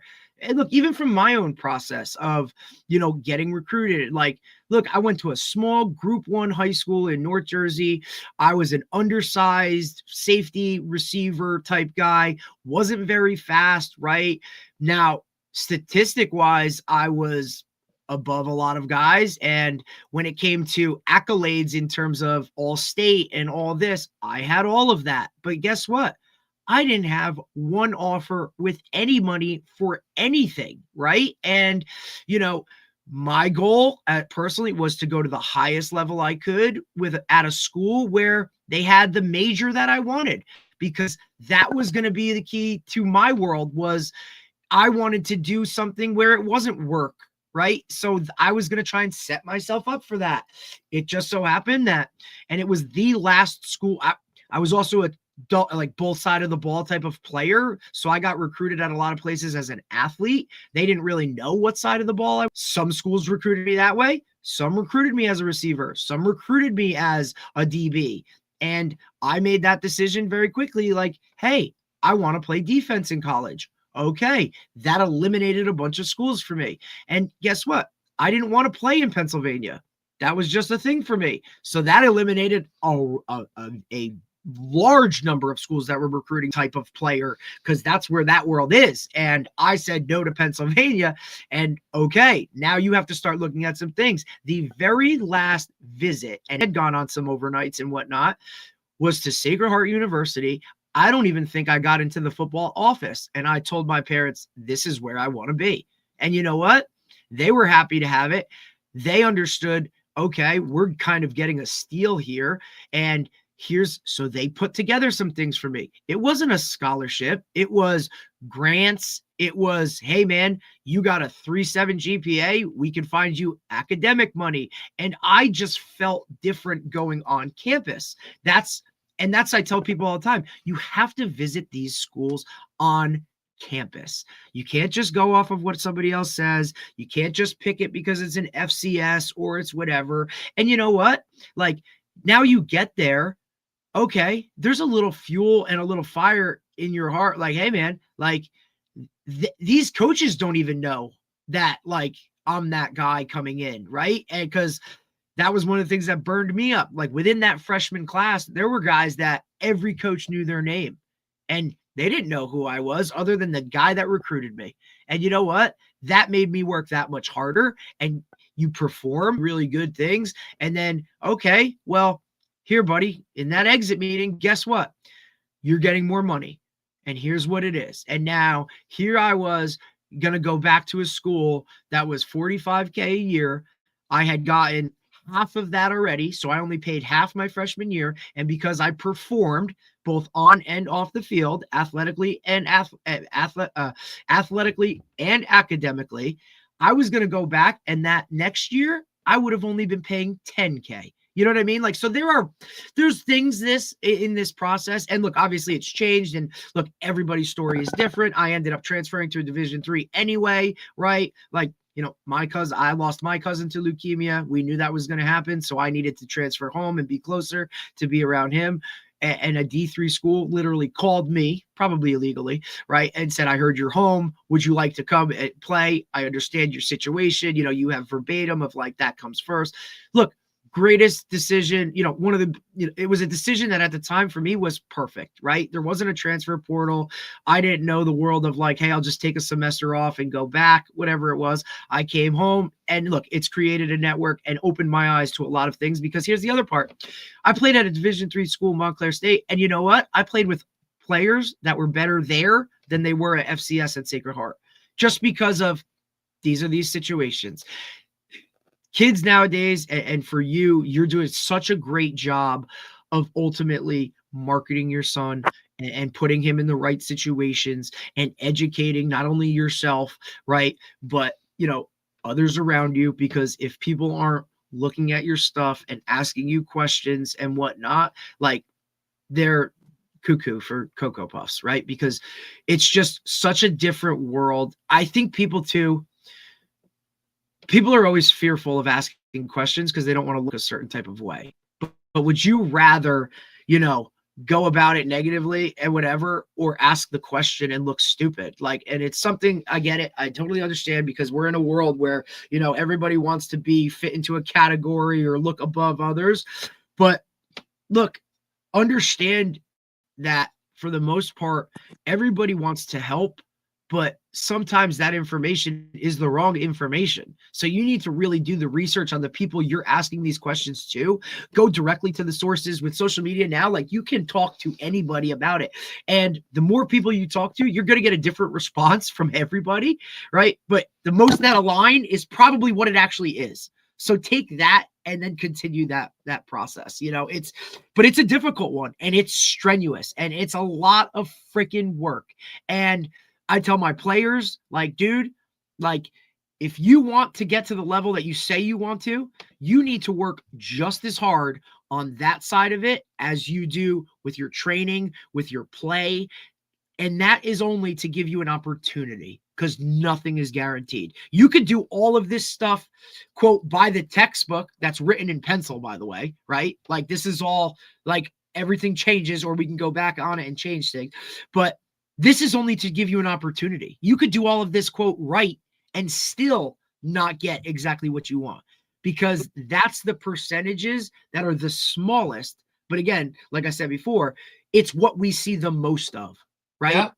You know, 3% of high school football players play at the next level. Yeah. Irregardless of money, what level, 3%. Do the math. Like, and football is a really, really, really hard thing to do. You're practicing more than you're playing. Your lifespan in the NFL is like maybe 3 years now. You know what I'm saying? Like, this is not something that's like, hey, let's go play in a pickup basketball league at LA Fitness or whatever it is. Like, football ends, the ball gets deflated for somebody at all points. I get it. You want to maximize your potential for what it is right now. So if you're not going all in on every bit of it, if people aren't calling you crazy, then you're not doing it right. Well, I must be smashing it then. Yeah. And listen, again, I have a deal. For you, Tanya, I think too, you know, as a single mom, as a woman, right? Like, by the way you go about it, right? Because but here's my part. You know what you want. You're not going to dream smash or whatever it is. We're going to do every single thing that we could possibly do to put you in that right spot. And you're also a realist, right? Because I think personally, look, and this is all me, right? This is just me, and my outlook will be very different, right? As cuckoo for Cocoa Puffs as people might think you are in how much you're putting into this and how you're going about this, right? There's also that level of all in and realist, like, hey, okay, we thought it was this, but let's maybe take a step back and hit it this way because I learned something new. You're educating yourself daily, if not multiple times a day, right? Like, you're putting in just as much work as Jackson is. And you know what? Like, at the end of the day, wherever this process ends up, right? Yeah. Like, and this is where I'll get on my little whatever, like God's going to put you in the right spot irregardless. But at least, you know, like, hey, dude, I gave every little bit of it. And at the end of all of this, like, you'll be able to sleep at night. You've raised the son who's like, he has all that work ethic and all the stuff off the field that's going to make him successful, whether football is the way of whatever. Because again, the ball deflates for everybody at some point, right? But for me, as I approach it personally as a coach and all of that, parents, like, the delusion of some of it is scary, right? But I understand it and respect it, but don't make it personal in terms of, if that guy didn't get back to you, it's not an FU, because what do we know that he has going on? You know what I'm saying? I mean, shit, we just saw last night the head coach from Michigan lose his job because he's having a whatever with a staffer, and now his life is literally gone because of why? Shitty decisions. You know what I mean? Like, and that's the stuff, like, here these guys are like, he's the head coach of Michigan. Here's this, here's that. And meanwhile, all of this craziness, immoral, whatever stuff, like, and we don't know the true story, so who knows about that, but this is all going on. So just worry about like where you are now and trust the process. The social media thing makes people want to do things, and everything has to be fast and this and that. And like, you know, like I need it now. I want this offer to be able to tell the other mom, and boo boo has like an offer that's, if he actually says I'd like to commit, is not even there. You know what I mean? So the biggest part for me will always be go where you're wanted, because that's going to ultimately set you up for just an entire better life in terms of being on campus with somebody who actually wants you there, cares about you on a level more than how many tackles you can make. And now look, I'm speaking because not everybody is like that. Some guys are going to lie, like they're going to be full of shit. And they're going to, oh yeah, you know, he's this, he's that. That's part of this whole process. Develop those relationships with the guys that, and I'm usually this person that has to be a lot of guys, people get pissed at me for it, but I care about you enough to have that really, really hard conversation and kind of let you know. And look, I hope you prove me wrong. You know what I'm saying? Like, please come back to me and say, coach, like at you know, a freaking Big Ten school or an SEC school, like, dude, I want you to do that. Understand that. But for me, I can't, like, unless I really feel that, like, I got to be honest with you because I owe you that. I care about you that enough like that. And I think a lot of parents don't look at it like that. And then for coaching, it's really hard because it's about individuals, right? Like, for me, if a guy tells me he wants to play college football, like, you get put in a different category. Okay. You harder. I'm going to be hard. I'm going to be tougher on you because I know what it's like to get there. And I think that's another thing that parents don't understand. Like, well, and even players sometimes, like, why, coach, like, you're picking on me. It's like, no, dude, you told me you wanted to play college football, and this is what that's going to entail, right? I'm not going to coach you the same way that I'm going to coach the guy who just wants to be in the yearbook pick or just wants to be able to post on Facebook or, you know, Facebook. There you go. I dated myself on that one, right? Or put on, like, you know, the likes or whatever because you're wearing the jersey on Friday. Like, that's different. Everybody's journey is different. Go where you're wanted. Get on campus. Tanya, I think you're doing a great job of marketing, right? And you can kind of see it just from where you were to where you are now and continuing that process, right? Because obviously, what does everybody tell you?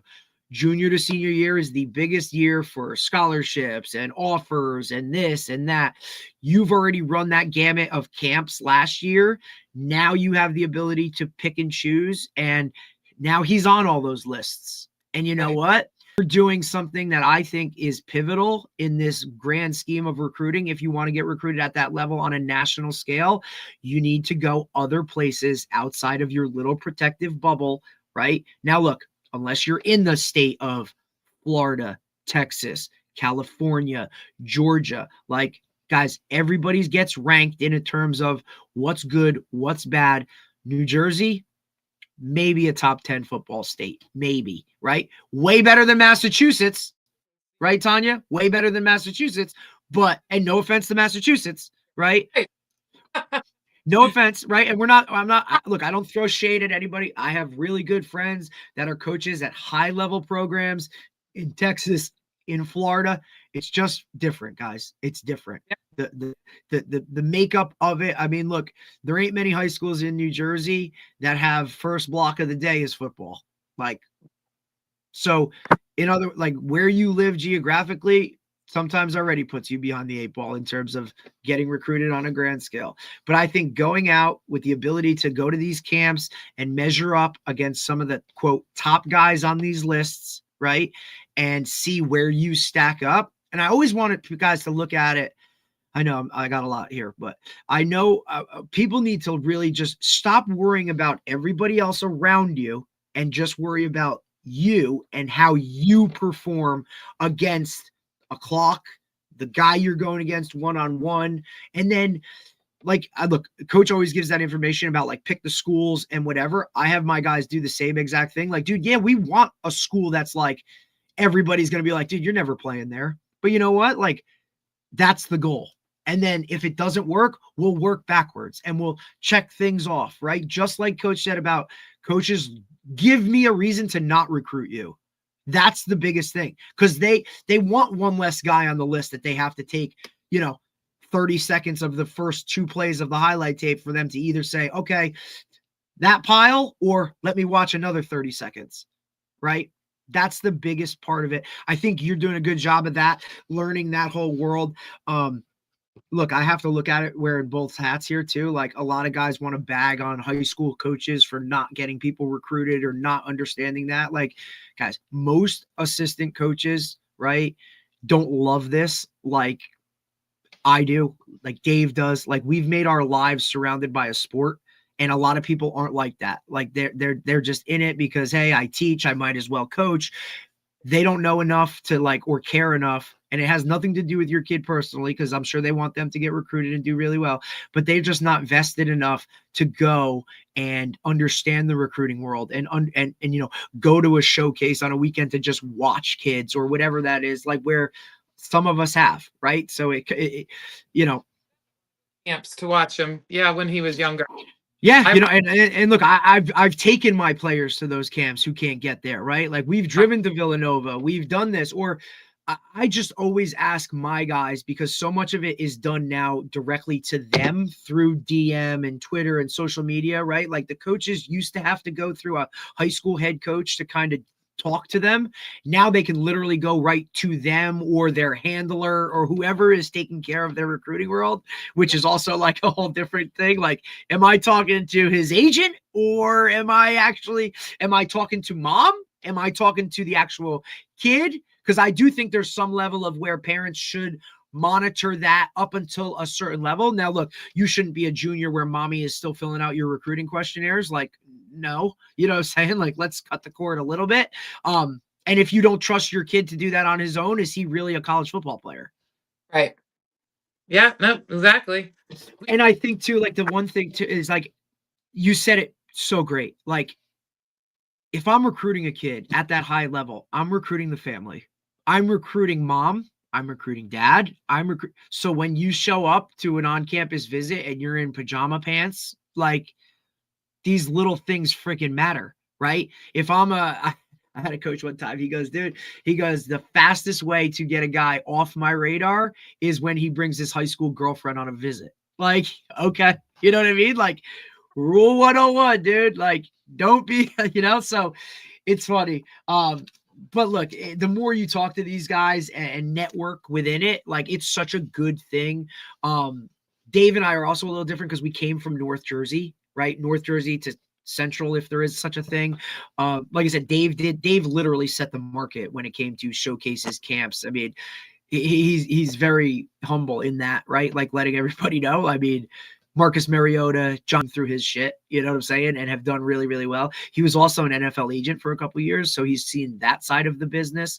And he's got an MBA. So business is he's never been in education. So he was a high school coach as a business person, not an educator, which is a totally different world in terms of that aspect. Look, it has been absolutely phenomenal. I've taken way too much of your time, Tanya. Anything in closing that you'd like to say or plug or whatever you need? Like this is your time. Yep. One of the things that because of everything that I'm going through, been through, and what I've learned, I really want to help other parents. So on my website, footballmom2027.com, towards the bottom, there's free PDF, fill out their tests. What do you know about Twitter? What do you know about Right. Instagram? You get some feedback. I have different options on how I can help parents. Some parents have hired me to do all of the social media, not run it, but set it all up. Other Good for prefer you. how to do it. But because money is a big deal to me, when people don't have it, so I've set it up that the mom who's working two jobs can afford the help, and then somebody that can afford more can do more. And Hedge fund guy. um, because this is real. I was a little girl who didn't get invited to parties because her dad was a biker and we lived in an apartment. So I come from that kind of a background. So we are in the process of starting a nonprofit. It'll be called Jack's Nation, so that when Jackson's in the NFL, he'll have his own foundation, do whatever he wants with it. But Love what it. it's going to be to begin with is it's going to be for kids like Jackson, that if Jackson didn't have me as a mom, he'd be lucky if he was going to be going to a D3 school at all. I jumped in, I'm doing what I have to do, but will be pay for to go to camp. I've been very lucky when he had talked about to not feel hurt feelings. When we leave Ty Coleman because Jackson coach specific, I was crying. I was crying. I felt Right. so. And Al Barnaby, very reasonably priced, but I have gone to Jackson and seen what he is, and they believe in him with me. So he helps. But there's people who can't afford things. So the foundation would be to help a kid that needs help with training. Maybe he needs those. I don't even know why the Heismans have them anymore. Maybe he can't get his own helmet. So we are in the process of doing that because I want to be able to give back. So if there's any parents out there, and you heard anything, you didn't know what it meant. You heard today, oh, he's not on the board. They're probably picturing a shuffleboard for all they know. Because I didn't even reps. Well, that thing too. Like I said, like it goes back to what we talked about. Like sometimes like just asking that question because you're intimidated within the room to not raise your hand and ask the question. Like there's 10 other people that have the same question but are feeling that way, right? So literally, I love it. I always say like it's like coaching in crayon. You know what I mean? Like guys hate it because the first day of practice, like I teach shit that should be like taught in second grade, and they're like, coach, what are we doing? And I'm like, dude, we're coaching in crayon right now until you build it up. And that's this whole world too. Like, and it needs to be a constant like an update on your phone because that's how fast the recruiting world and shit changes. And if you're not on it and in it, right? Like even people that are like, hey, I had a son that graduated 2 years ago and we went through it. Well, it's totally changed. So you got to keep yourself up to date. The year mark, how much changed incredibly. So if anybody wants any help with the social media, has questions, footballmom2027.com. I build relationships. If we didn't build that relationship, stay in touch with that coach. Now, of course, he didn't reach out to us. I want to make sure everyone hears that. We saw that he was now coaching at Lehigh. Guess who's getting his first invite to a junior day in a camp at Lehigh? That is a phenomenal, 100%. right? All because relationships. This is networking. It is a business. Yes, it is. And look, it works both ways because that coach now, as the new guy at Lehigh, can say, hey, I have this kid people don't know about. And you know what? Like, here we go. And now you bring something to that new head coach. And then there you go. So it works to the benefit of both to continue and keep relationships. Tanya, thank you so much. Good luck with everything. Obviously we'll stay in touch, but if Dave or myself or anyone, can do anything for you, please let us know. Thank you so much. It was great to be on the show. Have a great day. You too. Take care.